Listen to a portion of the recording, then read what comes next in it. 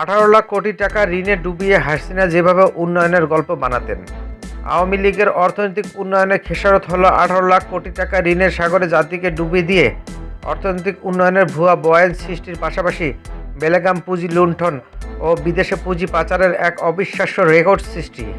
শেখ হাসিনার সময় যে অর্থনৈতিক উন্নয়ন অর্জিত হয়েছিল সেটা ছিল ঋণ করে ঘি খাওয়ার ক্লাসিক উদাহরণ। ঋণের সাগরে জাতিকে ডুবিয়ে দিয়ে হাসিনা জিডিপি প্রবৃদ্ধির হারকে কৃত্রিমভাবে বাড়িয়ে দিচ্ছিলেন।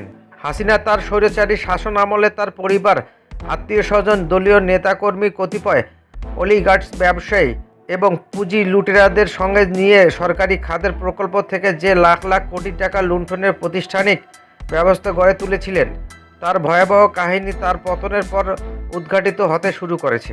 7 আগস্ট 2024 তারিখে দৈনিক বাণিক বার্তায় হেডলাইনের খবরের প্রকাশিত তথ্য উপাত্তের দাবি অনুযায়ী 2024 সালে 5 আগস্ট তারিখে বাংলাদেশ সরকারের অভ্যন্তরীণ ও বৈদেশিক ঋণের মোট ঋণের স্থিতি দাঁড়িয়েছিল 18,35,000 কোটি টাকারও বেশি।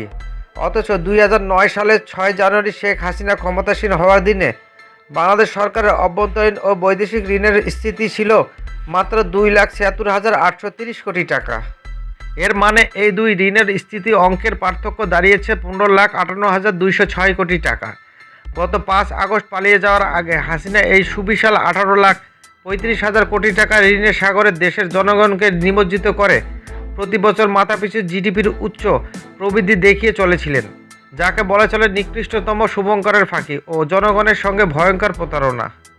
হাসিনার শাসনামলে অর্থনৈতিক উন্নয়নের ত্বরান্বিত করার অজুহাত একের পর এক মেগা প্রকল্প গ্রহণ করা বাস্তবায়নের পাশাপাশি সারা দেশের বেলাগাম ভাবে বাস্তবায়িত হয়েছে শত শত উন্নয়ন প্রকল্প। প্রতিটি মেগা প্রকল্পের প্রকৃত ব্যয়ের 3 থেকে 4 গুণ বেশি ব্যয় দেখানোর মাধ্যমে আত্মসাৎ করা হয়েছে লাখ লাখ কোটি টাকা, যে জন্য এসব প্রকল্পের ব্যয় বিশ্বের সর্বোচ্চ পর্যায়ে পৌঁছে গেছে। গত 15.5 বছর ছিল দেশে দুর্নীতি ও পুঁজি লুণ্ঠনের মহোৎসবকাল। হাসিনার পতিত স্বৈরাচারী সরকারের 15.5 বছর ধরে দেশটাকে লুটে পুটে সরকার করে দিয়েছে, যার সিংহভাগই বিদেশে পাচার হয়ে গেছে। এই পুঁজি লুণ্ঠনের কেন্দ্রে ছিল লুটেরা, অলিগার্স, ব্যবসায়ী এবং রাজনীতিবিদ ও দুর্নীতিবাজ আমলা। যে দেশে চলমান 82টি প্রকল্পের শেখ হাসিনা কোনো না কোনো আত্মীয় স্বজন জড়িয়ে রয়েছে, যেগুলোর প্রকল্প ব্যয় 51,000 কোটি টাকারও বেশি।